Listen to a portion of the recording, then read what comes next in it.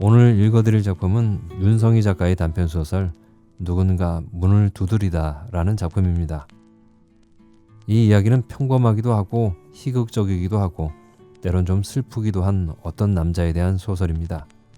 여러분들과 함께 읽으면 좀 더 즐겁게 읽을 수 있을 것 같아서 준비를 했습니다.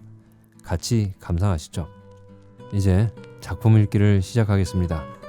끝까지 저와 함께 해주세요.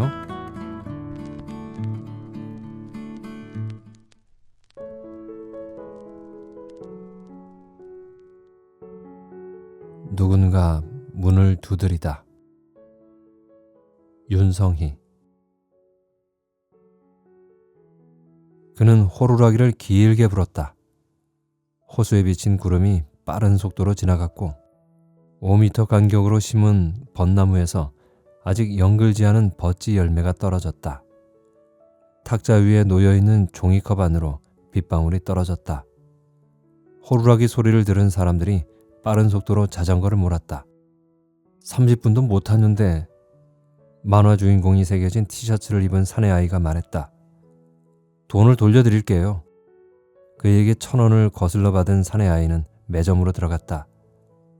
그는 자전거를 가지런히 세워놓고 그 위에 비닐을 덮었다. 그러고는 비가 새지 않도록 천막을 더 씌웠다. 그는 시청 녹지공원과에서 7년을 일했다. 7년 동안 단 한 번도 결근을 하지 않았다. 취직을 하자마자 그는 3년짜리 적금을 부었다. 3년이 지나면 패러글라이딩을 배울 생각이었다. 적금을 타면 그 돈으로 자동차를 사고 주말이면 트렁크에 패러글라이딩 장비를 실어 매산리나 대부도로 떠나는 게 그의 소원이었다. 적금을 타던 해에 남동생이 유학을 갔다. 그는 남동생을 좋아했다. 그래서 패러글라이딩은 나중에 배워도 늦지 않는다고 스스로에게 말했다.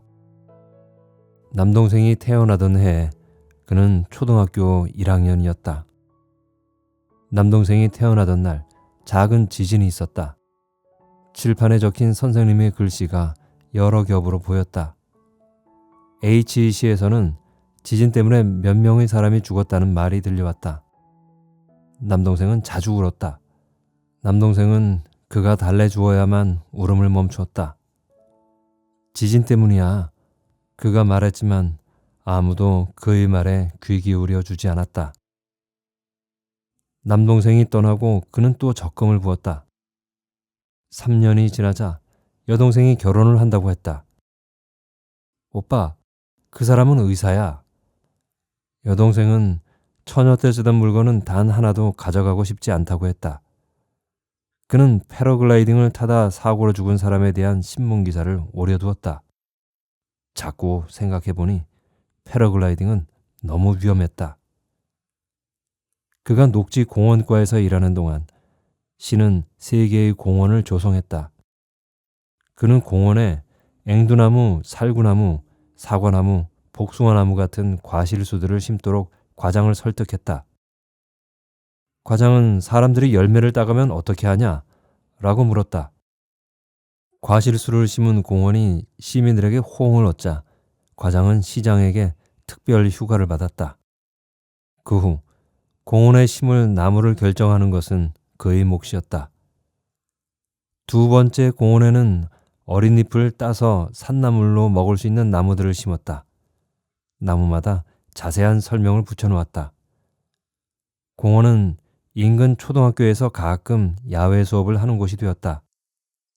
세 번째 공원에는 잎이나 열매로 물감을 만들 수 있는 나무들을 심었다. 시민들이라면 누구나 천연염료를 만들어 볼 수 있도록 실습실도 만들 계획이었다. 감사과에서는 공원에 심어진 나무의 수보다 훨씬 많은 나무들이 주문되었다고 그를 추궁했다. 공원에 심어지지 않은 나무들은 여러 군데로 흩어졌다.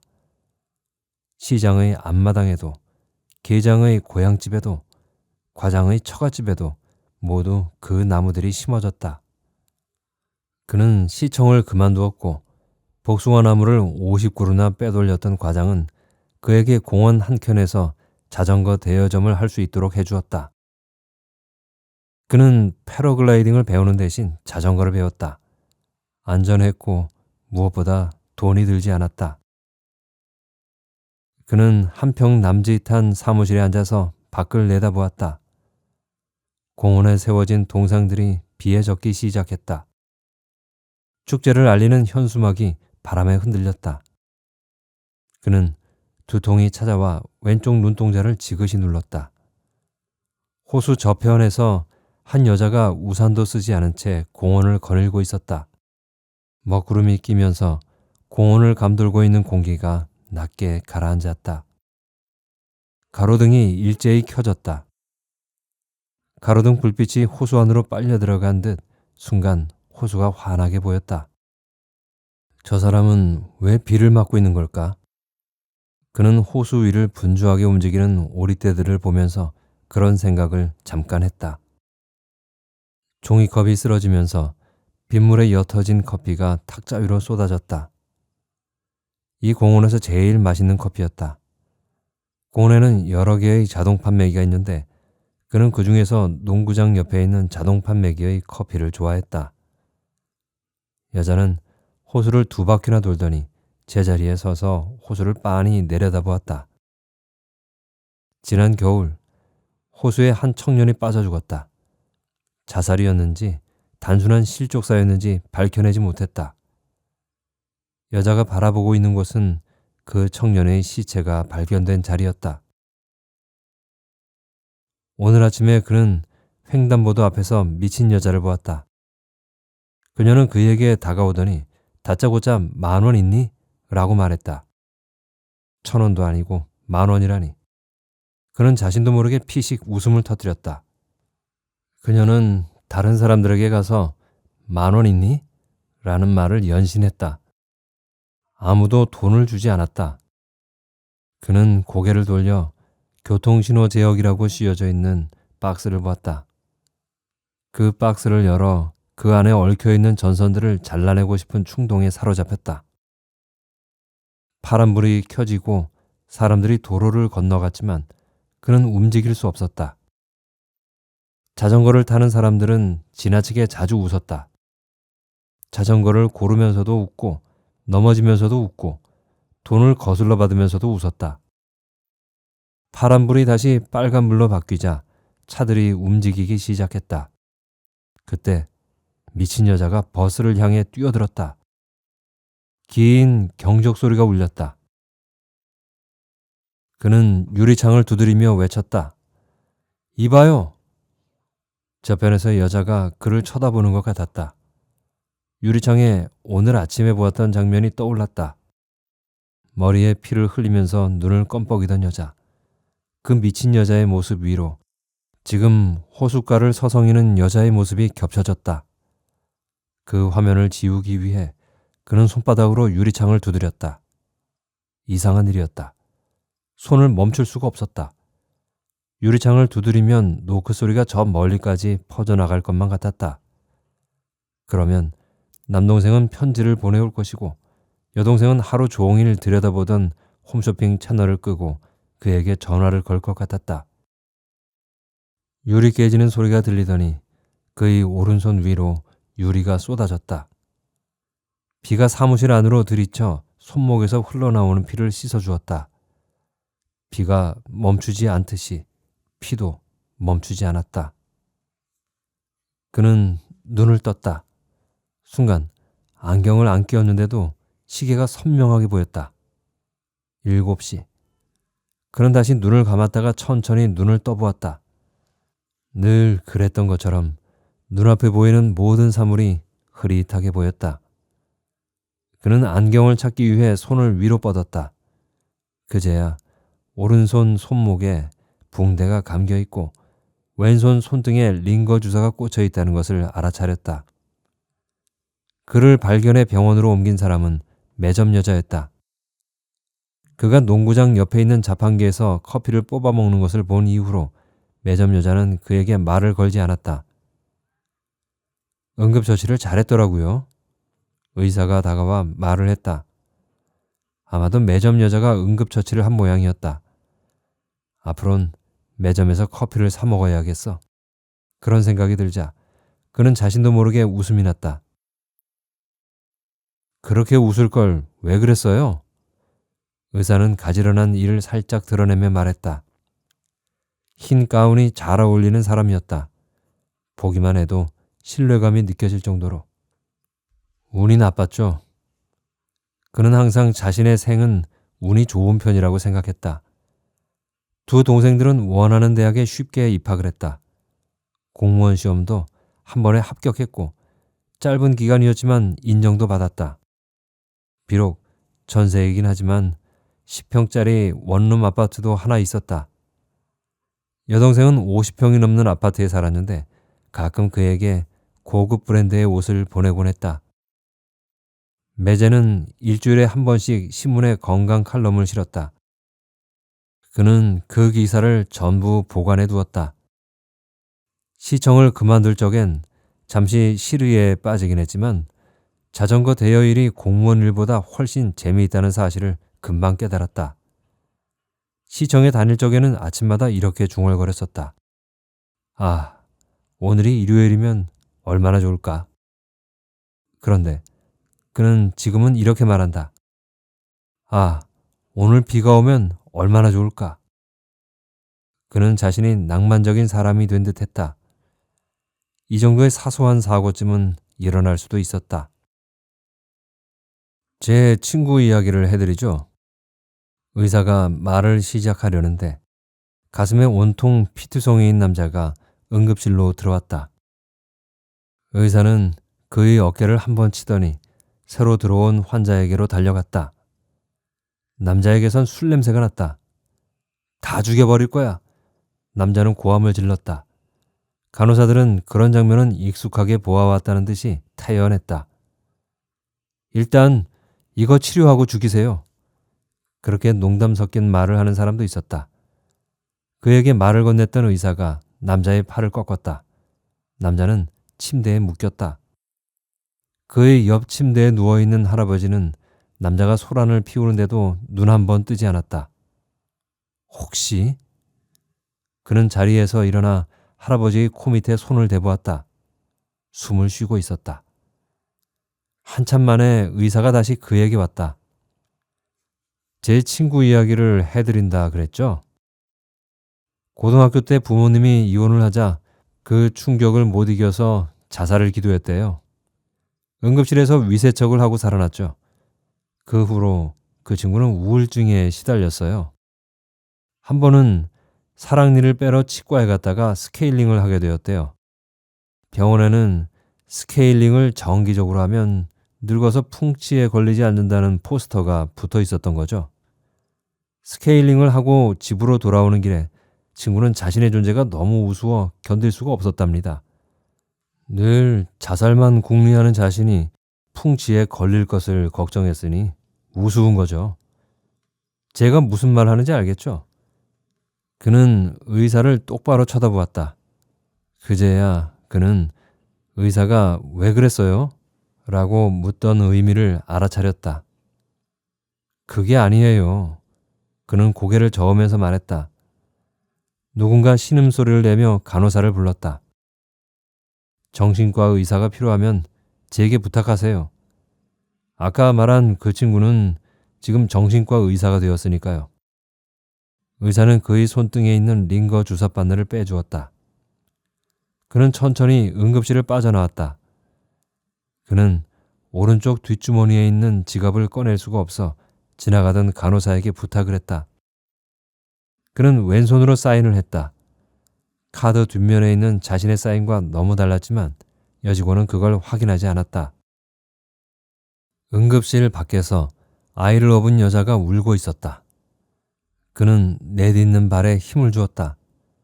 그렇지 않으면 발이 땅속으로 빨려 들어가 병원 지하에 갇혀버릴 것만 같았다.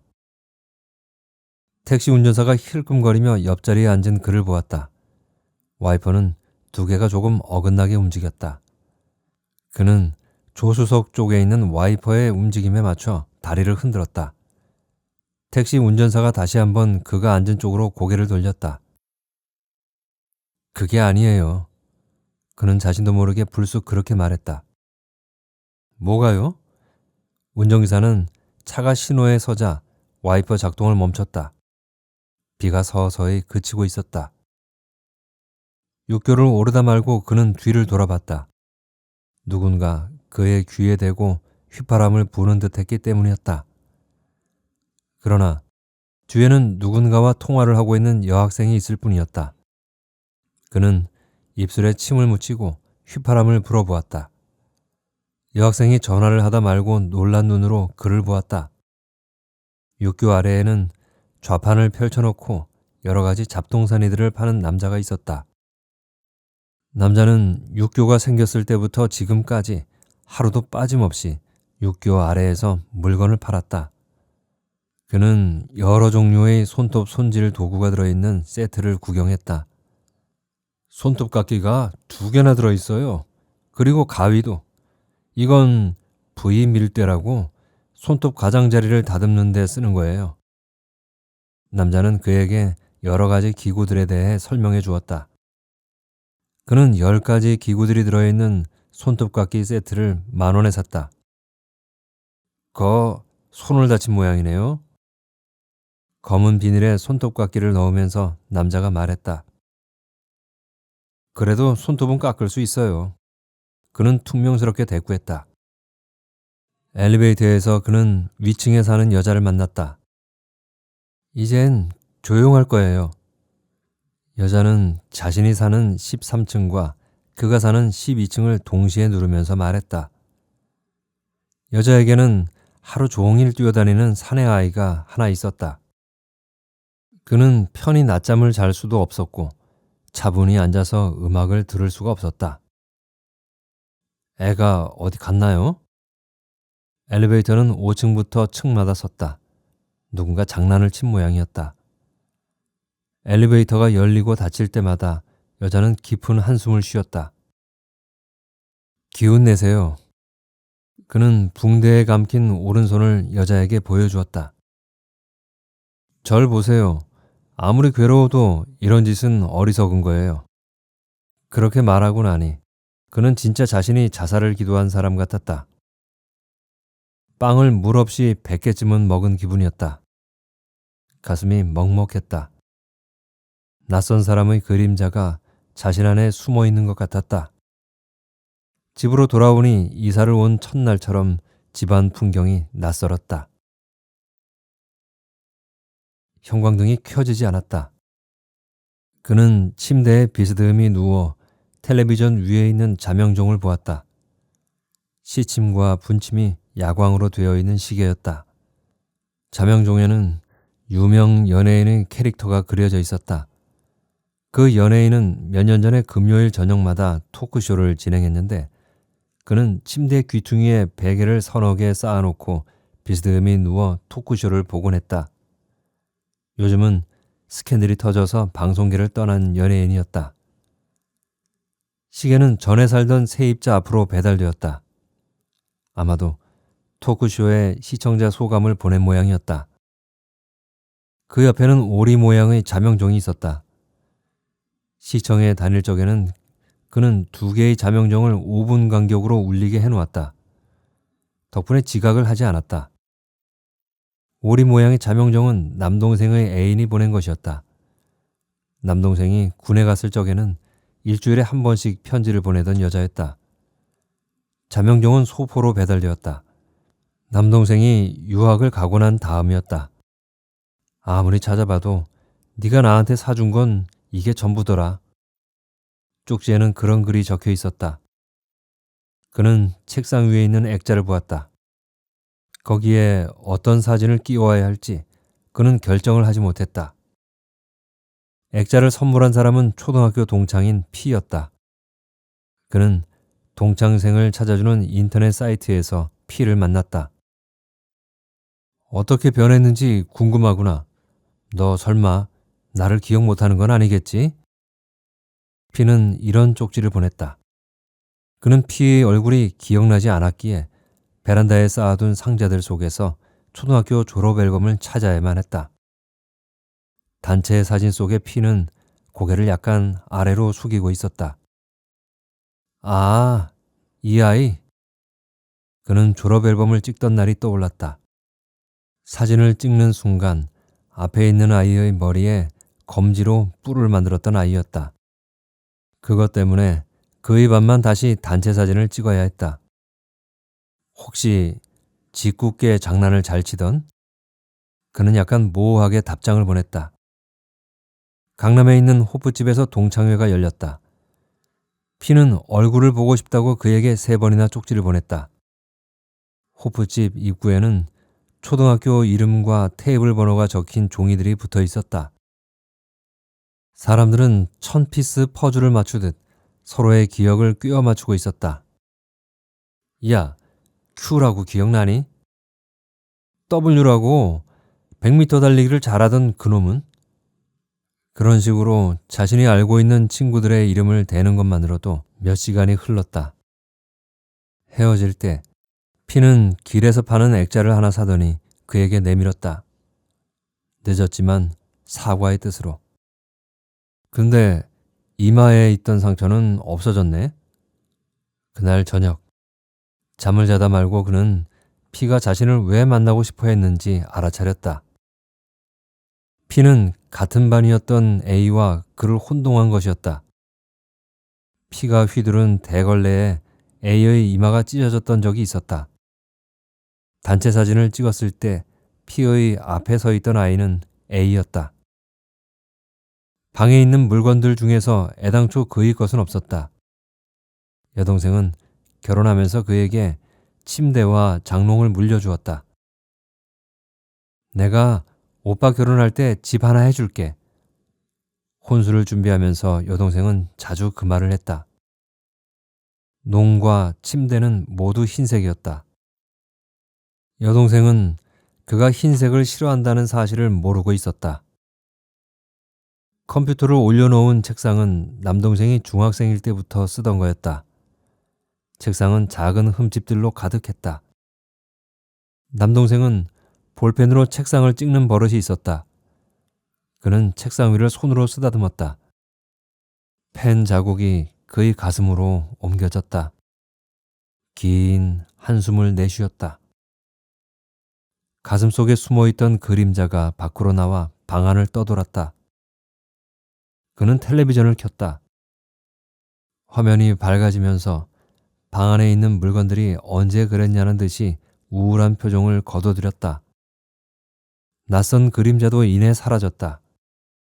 그는 오리 모양 자명종의 알람 버튼을 눌렀다. 자기야, 일어나. 아침이야. 남동생의 목소리가 방 안에 울려 퍼졌다. 여자는 아침마다 자신을 버린 애인의 목소리를 듣는 게 괴로웠으리라. 나쁜 놈. 텔레비전에선 변비약을 선전했던 신인 여배우가 화장실 거울을 들여다보며 소리를 질러대고 있었다. 그는 손톱깎이를 꺼냈다. 손톱을 깎기 위해 텔레비전 앞으로 바짝 다가갔다. 이 방 안에 온전히 자신의 것은 이 손톱깎이 세트뿐인 것 같았다. 왼손을 깎을 때 꿰맨 상처가 따끔거렸다. 텔레비전을 너무 가까이서 보았기 때문인지 눈이 시큰거렸다. 새벽에 누군가 조심스럽게 현관문을 두드렸다. 텔레비전에서는 오래된 서부 영화가 방영되고 있었다. 그는 텔레비전의 볼륨을 낮췄다. 누구세요? 노크 소리는 더 이상 들리지 않았다. 문을 열어보니 작은 상자가 하나 있었다.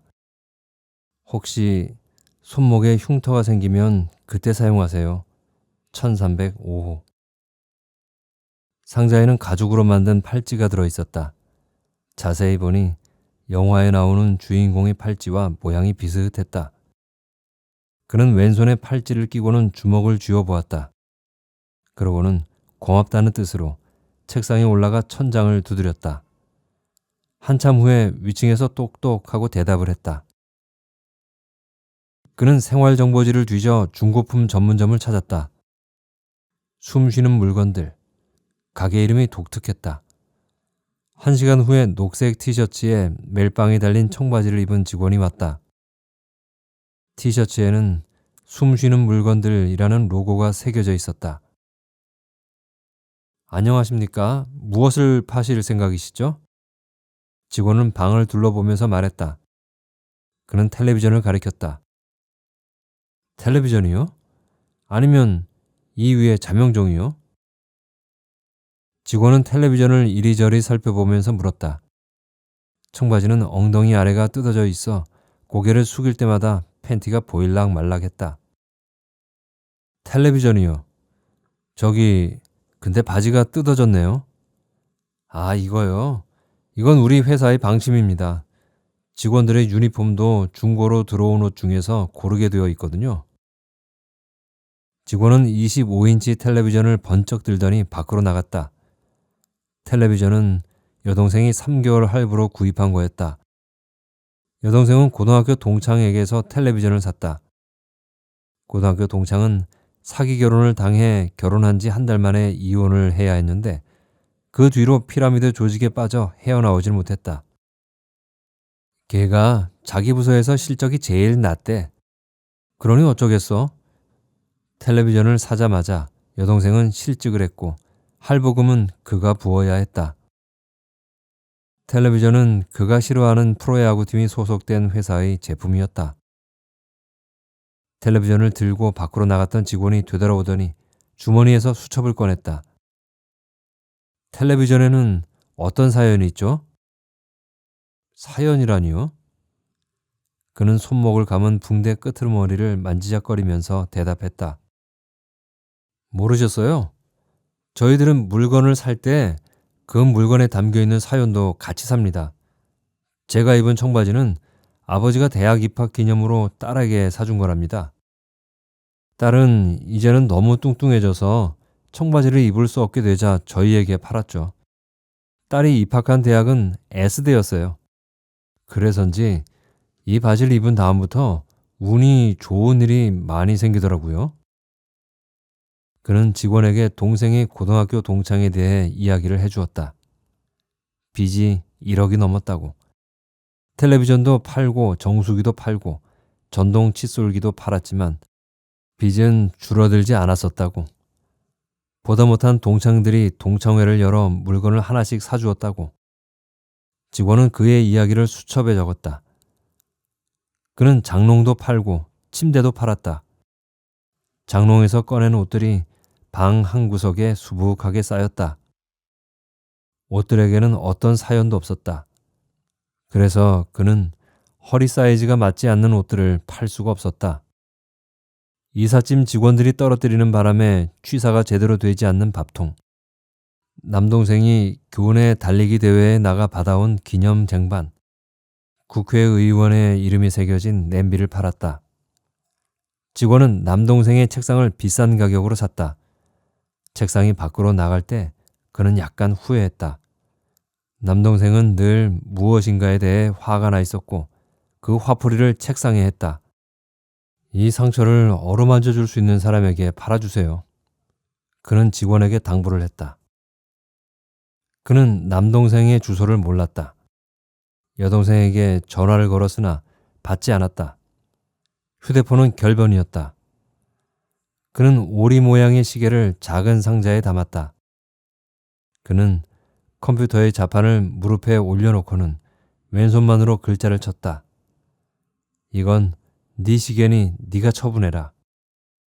새로 녹음을 해서 다른 여자에게 선물을 하든지. 2줄을 치는데 꽤 오래 걸렸다. 상자에 편지를 담고 겉에는 남동생이 다니는 대학의 이름을 적었다. 초등학교 동창인 A를 찾기 위해 그는 동창생을 찾아주는 사이트에 들어갔다. 게시판을 뒤지니 3년 전에 인사말을 남겨놓은 게 있었다. 나를 기억하는 사람들이 있을라나?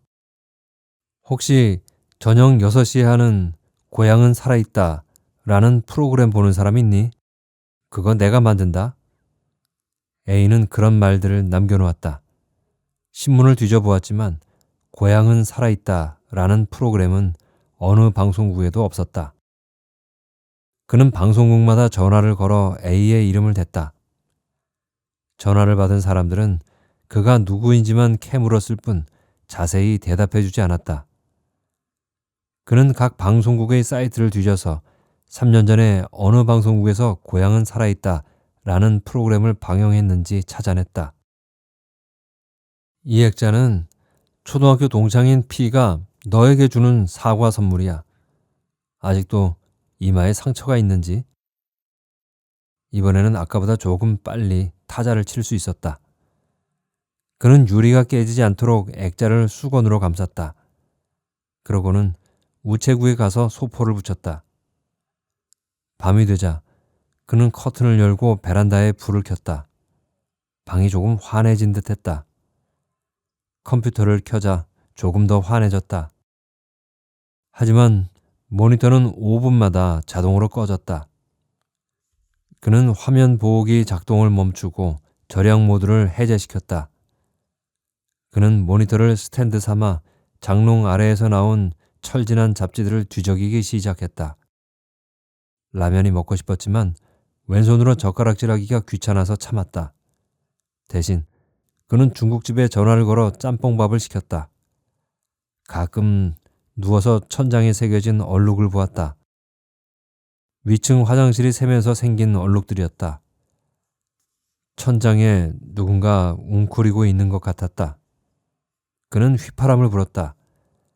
바람이 베란다 창문을 똑똑하고 두드렸다. 새벽에 그는 1305호 앞에 연예인 캐릭터가 그려진 자명종을 갖다 놓았다. 아침이 되자 위층에서 바닥을 두드리는 소리가 들렸다. 책상이 없어져서 그는 천장을 두드릴 수가 없었다. 그래서 신발장에서 신발을 꺼내 천장으로 던졌다. 천장에 발자국이 선명하게 찍혔다. 숨쉬는 물건들의 매장은 시 외곽에 있었다. 그곳까지 가기 위해 그는 버스를 2번이나 갈아타야 했다. 예전에 섬유 공장이 있던 자리였다.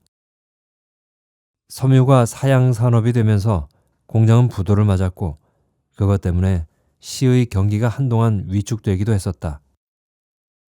건물에는 사연이 없는 물건이란 없다 라는 글귀가 적혀 있었다. 네모난 뿔테 안경을 쓴 사람이 그에게 다가오더니 인사를 했다. 처음이신가요? 뿔테 안경은 그에게 지도를 한 장 주었다.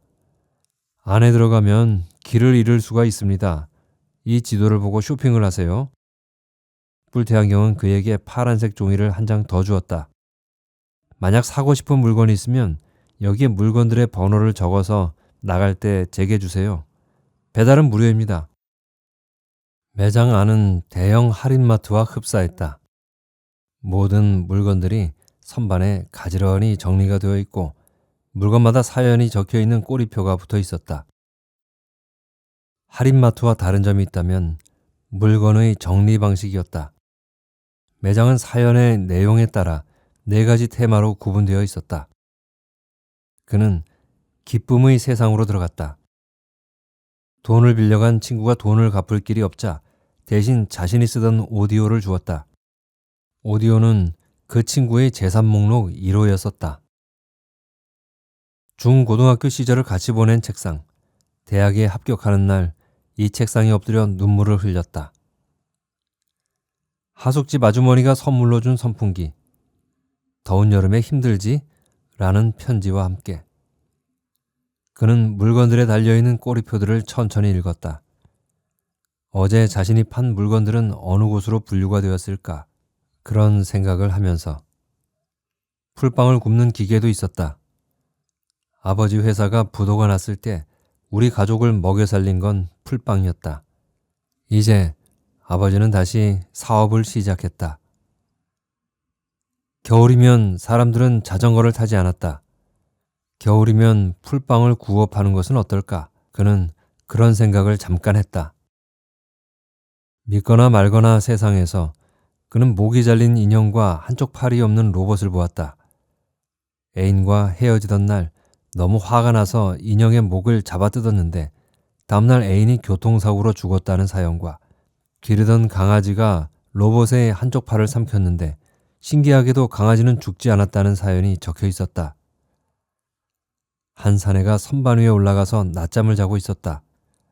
그는 사내를 흔들어 깨웠다. 여기서 자면 어떻게 해요?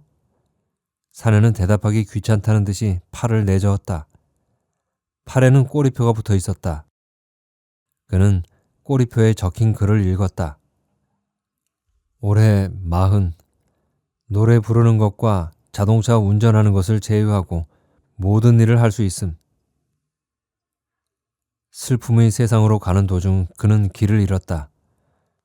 지도상으로는 믿거나 말거나 세상에서 나와 왼쪽으로 꺾어지라고 되어 있었는데 그대로 따라가다 보면 기쁨의 세상이 나왔다. 그는 똑같은 코스를 한 번 더 돌았다. 선반에 누워있던 사내는 이제 자리에서 일어나 나무 의자에 앉아 있었다.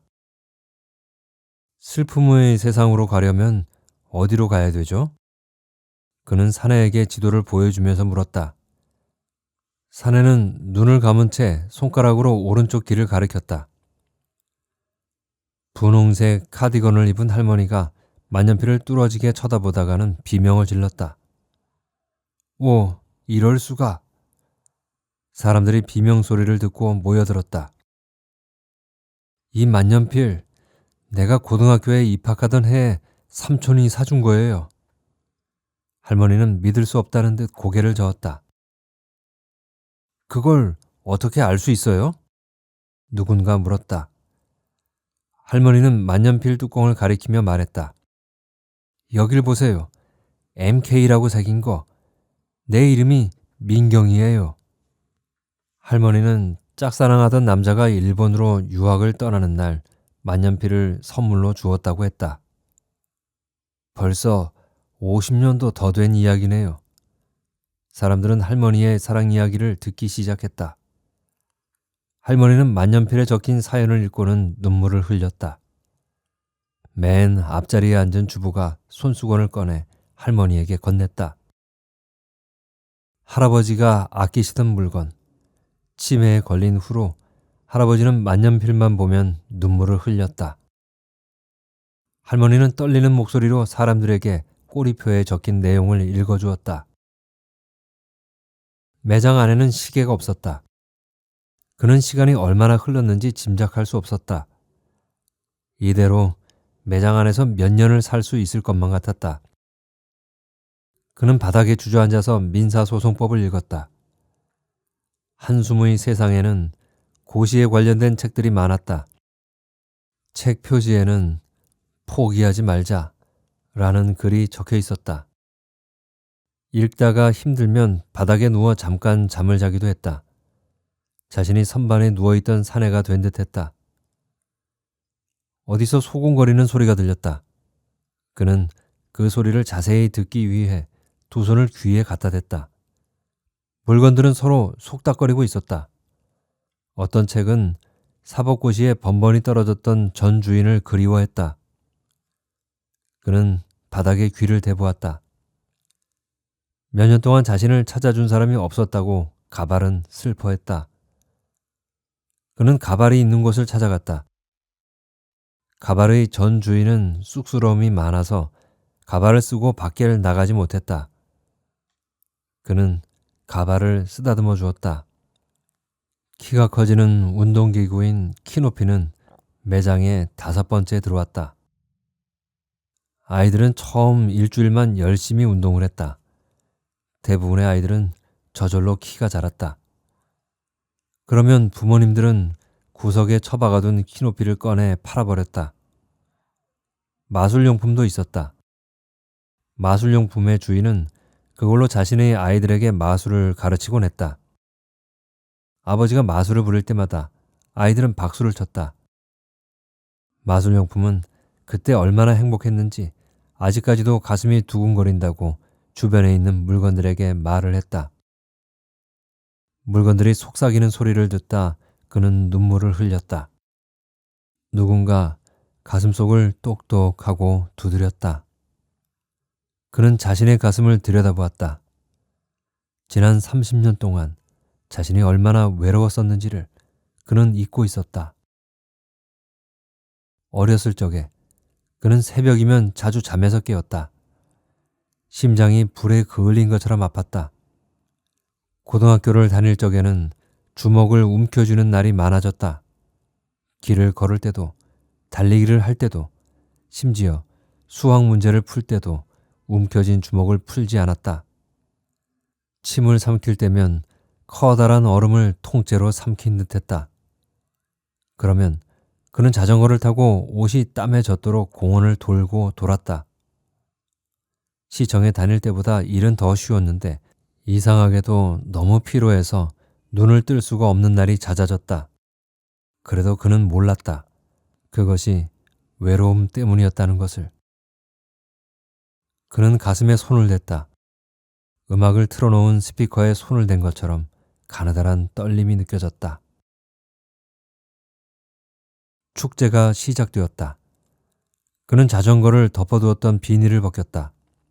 며칠 동안 얼마나 심심했는지 아냐고 자전거들이 아우성을 쳤다. 공원 관리를 하는 김 씨가 동상들이 세워져 있는 곳으로 달려갔다. 누군가 밤새 동상들을 페인트로 칠해버린 것이다. 전직 국회의원의 양볼이 붉어졌고 공원을 조성할 때 1억이나 기증을 한 지역 유지의 머리는 노란색으로 물들여졌다. 김 씨는 축제를 알리는 현수막을 떼어다 동상들을 덮어버렸다. 그는 자전거 옆에 인라인 스케이트를 일렬로 세워놓았다. 인라인 스케이트는 숨쉬는 물건들에서 산 것들이었다. 그는 어느 노부부가 아들네 집으로 들어가면서 어쩔 수 없이 판 장롱을 샀다. 텔레비전도 샀다. 물론 그가 좋아하는 프로야구팀이 소속된 회사의 제품이었다. 마술 도구를 사서 1305호에 사는 여자에게 선물하기도 했다. 하늘이 아주 좋네요. 그는 매점 여자에게 말을 건넸다. 매점 여자는 그에게 커피 한 잔을 타주었다. 설탕을 조금 더 넣었어요. 농구장에 있는 자판기 커피가 다른 곳보다 조금 달더라고요. 매점 여자가 수줍게 말했다. 매점 여자의 남편은 시청 수의실에서 일을 했었다. 그는 시장에게 거수 경례를 하던 수의의 모습이 선명하게 기억났다. 수의는 시청 옥상에서 떨어져 불구가 되었다. 옥상에 설치된 5구의 광고판에 매달린 풍선을 떼어내다 일어난 사고였다. 풍선을 꺼내달라고 울던 아이는 너무 놀라 한동안 정신과 치료를 받아야 했다. 시에서는 미망인이 된 수의의 부인에게 공원 매점 자리를 알선해 주었다. 자전거를 빌리러 왔던 아이들은 인라인 스케이트를 보고서는 마음을 바꾸었다. 사이즈가 맞지 않는 아이들은 울상을 지었다. 인라인 스케이트를 타던 아이가 넘어지더니 일어나질 않았다. 그는 자리에서 일어나 아이가 넘어진 쪽으로 뛰었다. 다쳤니? 아이의 부모도 보았는지 호수 저편에서 달려오고 있었다. 아이가 싱긋 웃었다. 아저씨, 하늘이 예뻐서요. 아이가 탄 스케이트는 소아마비를 앓는 아이가 8살이 되던 해 생일날 선물로 받은 거였다. 가끔 인라인 스케이트를 타고 공원을 누비는 꿈을 꾸기도 한다고 적혀 있었다. 아이는 손바닥에 난 피를 바지에 문질렀다. 그는 손목을 감은 붕대를 보았다. 약사는 손목에 소독약을 바르고 새로 붕대를 감아주면서 말했다. 왜 매일 병원에 가지 않았어요? 잘못하다간 흉터가 남겠어요. 그는 흉터가 남는 것쯤은 상관하지 않았다. 잔디밭에서 노래 대회가 열렸다. 잔디밭 뒤쪽으로는 고염나무가 여러 그루 심어져 있다. 동상이 날 때 고염을 날것으로 찧어서 바르면 좋다는 설명을 붙여놓은 뒤로 고염이 있기도 전에 따가는 사람들이 생겼다. 노랫소리에 맞춰 호수에 잔잔한 물결이 일었다. 느릅나무의 열매가 여물었다. 느릅나무의 열매를 뭐라 부르더라? 몇 년이 지나 느릅나무가 든든한 줄기를 만들게 되면 그때 그 아래로 사람들이 모여들 것이다. 지금쯤 어느 공원에서는 앵두가 익어갈 것이다. 어느 공원에서는 당나무 줄기를 꺾으려다 딱 하는 소리가 너무 커서 놀란 아이가 있을 것이다. 사람들이 부르는 노랫소리에 맞춰 매점 여자가 몸을 흔들었다. 그는 아는 노래가 나오면 큰 소리로 따라 불렀다. 아저씨는 손이 왜 그래요? 아이스크림을 먹고 있는 여자아이가 그를 빤히 쳐다보면서 물었다. 아이스크림이 녹아서 아이가 입은 분홍색 원피스를 더럽혔다. 하지만 아이는 아랑곳하지 않았다. 얘야, 똑바로 걸었는데도 너도 모르게 넘어질 때가 있지 않니? 여자애는 스타킹을 벗어서 무릎에 난 상처를 그에게 보여주었다. 여기요. 지난번에 넘어졌어요. 이것도 그런 상처란다. 그는 빨간색 자전거를 꺼내 아이에게 주었다. 아저씨 선물이다. 1시간만 타거라. 넘어지지 않도록 조심하고. 자전거들은 햇빛을 받아 반짝였다. 자전거를 타는 사람들은 지나치게 자주 웃었다. 그는 비가 오던 날을 떠올렸다. 왜 미친 듯 창문을 두드렸지? 그런 의문이 잠깐 들었다가 이내 사라졌다. 그는 왼쪽 눈동자를 지그시 눌렀다. 커다란 얼음 덩어리가 가슴에 걸린 것 같았다. 냉기가 느껴져 몸을 부르르 떨었다. 그는 고개를 들어 하늘을 보았다. 구름은 바람을 타고 흐르다가 여자아이가 먹던 아이스크림 모양으로 변했다. 아이스크림이 녹더니 그의 입속으로 떨어졌다.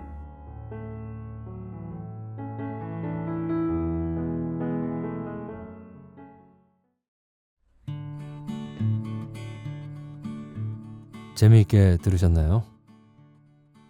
들으신 소감은 어떠셨나요? 삶은 아이러니다. 웃어야 할 때 울게 되고 울어야 할 땐 오히려 웃게 되는 삶은 아이러니구나 라는 생각이 소설을 읽으면서 불쑥 떠올랐습니다. 소설의 주인공에게서 제가 받은 느낌이 그랬어요. 그의 인생을 쭉 살펴보면 그런 것 같지 않나요? 주인공 그를 소설 속에서 처음 만났을 때 어떤 생각이 들었냐면요. 이 사람 호구구나 라는 생각이 제일 먼저 들었거든요. 호구가 되는 길은 의외로 무척 간단한 것 같습니다. 너무 무지하거나 아니면 너무나 선량하면 되는 거예요. 그런데 주인공 그는 제가 보기에 후자에 가까운 것 같습니다. 공무원 시험을 한 번에 합격한 정도라든가 공무원으로서 기발한 아이디어를 내는 걸로 보면 절대 무지한 사람은 아니거든요. 그래서 그는 너무 착한 사람이라서 호구가 된 케이스다 싶었습니다. 그에겐 남동생, 여동생이 있는데 두 사람이 제일 큰 마지로서의 역할을 그는 과하다 싶게 잘 해왔습니다. 남동생이 유학을 간다고 할 때 자기가 배우고 싶었던 패러글라이딩을 위해 모아둔 적금을 타서 동생 유학을 보내고 또 그 후 3년간 부었던 적금을 깨서 여동생의 결혼 비용으로 쓰고 결국 자기를 위해선 한 푼도 못 썼습니다. 그리고는 한다는 생각이 패러글라이딩은 너무 위험해서 포기했다는 식으로 스스로를 달래는 사람이었죠. 그래도 그는 슬프지 않았어요. 그런데 여동생이 결혼하면서 그에게 한 말 때문에 제가 좀 빡쳤습니다. 죄송합니다. 화가 났다, 짜증났다 라는 말보다 요즘 시쳇말로 표현하는 게 더 잘 어울릴 것 같아서요. 아무튼 빡쳤습니다. 여동생이 뭐라고 했냐 하면 나중에 오빠에게 집을 사주겠다고 했다는 겁니다. 아마도 오빠가 힘들게 벌어서 모은 돈을 쏙 받아먹는 것이 조금은 미안했던가 보죠. 근데 전 여동생의 그 말을 듣고는 진짜 빡쳤지 뭡니까? 아니, 뭔 농담을 그리도 찰지게 하시오 라고 말해주고 싶었어요. 여동생이 나중에 오빠 집을 사줘. 차라리 그냥 나중에 대형 TV 하나 사줄게 라든가 오빠 결혼하면 그때 부조금으로 한 100만 원쯤 줄게 라고 하면 덜 그랬을 텐데 집을 사준다고 말을 하다니. 그 말이 현실이 된다면야 좋겠지만 여기서 그 말이 현실로 실현되지 못할 거라는 건 누구나 어느 정도 예상할 수 있지 않을까요? 놀리는 것도 아니고 말입니다. 그러고 나서 나중에 보면 두 동생들은 연락도 안 돼요. 오빠에게, 형에게 아무도 그 후 연락을 하지 않은 것 같아요. 그가 전화를 했을 때 전화번호가 바뀐 것도 몰랐으니까 말입니다. 주인공은 그런 단절된 공간에서 지금까지 혼자 살아왔던 것입니다. 자신의 물건이라고는 하나도 없는 그런 공간에서 말이죠. 자기와 직접적인 추억이 없는 물건들만 있는 집, 그런 공간. 그 집은 그의 외로움을 상징하는 장소입니다. 동생들의 추억이 묻은 물건이 있어서 그것들로 그들을 생각할 수는 있었지만 동생들과의 연결성이 끊어진 상황에서 그 물건들은 전혀 그에게 어떤 감흥도 주지 못하는 폐품에 불과한 것이 되어버렸죠. 그런 것들에 둘러싸여 있는 것은 그를 더 외롭게 만드는 것이었습니다. 사람을 외롭게 하는 건 결국 사람 자체라는 생각이 들더군요. 좀 역설적이죠. 그래서 그는 남동생의 책상과 여동생의 텔레비전을 팔아버린 것인데요. 그런데 재미있는 건 그 중고 물품을 파는 곳에서 만난 사연이 담긴 물건들이 오히려 그에게 외로움을 잊게 해주는 도구가 됩니다. 참 아이러니하죠. 친동생들의 물건들은 그를 소외시키는 데 일조를 했는데 전혀 알지 못하는 사람들의 사연이 담긴 물건들이 그를 더 감동시키다니요. 그리고 그곳에서 중고 물건들이 속삭이는 소리를 들으면서 자기의 가슴을 두드리는 소리를 문득 듣게 됩니다. 그러다 깨닫습니다. 지난 30년간 자신이 얼마나 외로웠었는지를. 그 후에 그는 어떻게 되었을까요? 궁금하죠? 그는 이제 좀 알게 된 것 같습니다. 자신이 무엇을 해야 하는지를요. 마지막 부분에서 그동안 대화를 하지 않던 매점 여자에게 말을 걸기도 하고 아파트의 윗집에 마술 세트를 선물하기도 하죠. 이런 변화는 그가 이제 사물과의 관계에서 벗어나 사람과의 관계로 관심이 바뀌었다는 것을 의미하는 것입니다. 중요한 것은 관계성입니다. 사람과 사람을 연결하는 관계성이 풍요할 때 인간은 더 이상 외로워지지 않습니다. 저는 그의 마지막 말이 인상 깊게 느껴졌는데요. 똑바로 걸었는데도 너도 모르게 넘어질 때가 있지 않니? 그럴 때 나는 어떻게 해야 할까요? 이런 질문을 해보면서 감상평을 마치도록 하겠습니다. 끝까지 들어주셔서 감사합니다. 그리고 윤성희 작가의 누군가 문을 두드리다를 읽어드렸습니다. 다음에도 재미있는 작품으로 다시 만날 것을 약속드리면서 그때까지 행복하세요.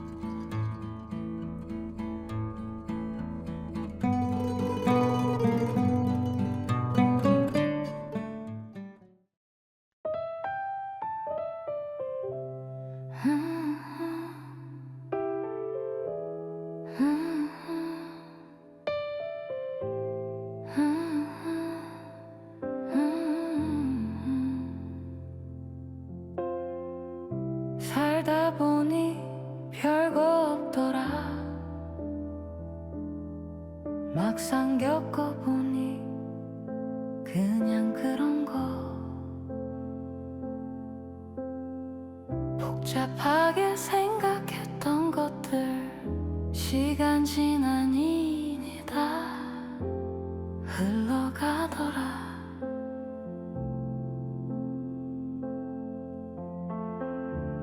어디로 가는지 모르고 그냥 걷다 보면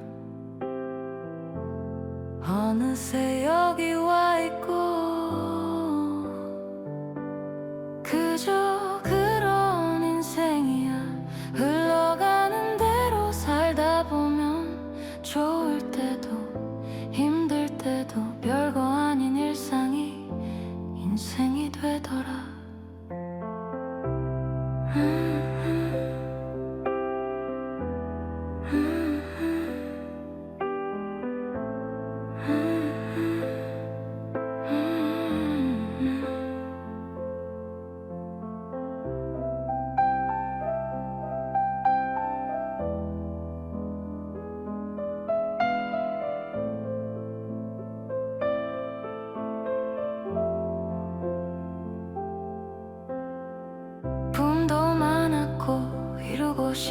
것도 많았는데 지금 보니 그냥 하루하루 사람들 만나고 헤어지고 그렇게 흘러가더라.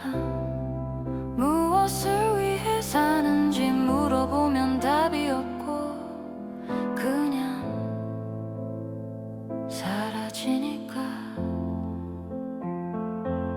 그저 그런 인생이야. 흘러가는 대로 살다 보면 좋을 때도 힘들 때도 별거 아닌 일상이 인생이 되더라.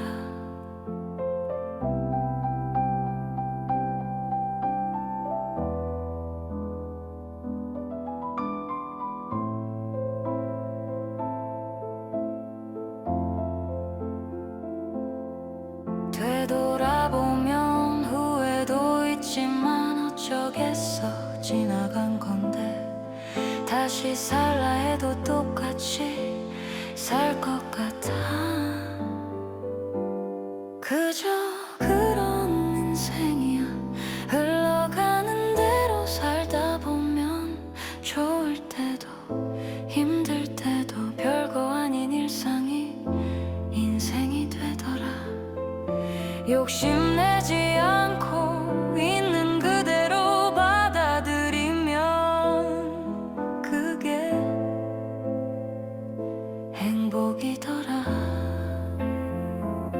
별거 없더라. 인생이란 게